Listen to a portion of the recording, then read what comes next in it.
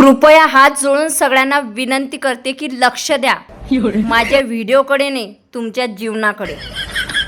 मला आधी असं वाटत होतं की इंस्टाग्राम ही बिमारी आहे, परंतु तुमच्या सगळ्यांना पाहिलं आणि समजलं ही तर महामारी आहे. माझ्या नवऱ्याची ही अवस्था पाहून मला इतकं प्रेम आलं आणि मला असं वाटत होतं की त्यांच्या प्रेमाच्या डोळ्यात मी अक्षरशः असं मरून जावं, डुबून जावं.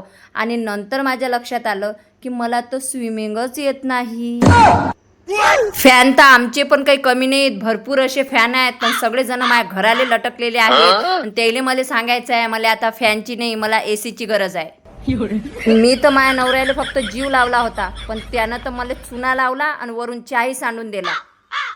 अजून एक गोष्ट, मला भरपूर माझ्या मैत्रिणी आणि सर्व विचारतात की ते घरी बसून पैसे कसे कमवायचे, तर तुमचं घर विका आणि पैसे कमवा.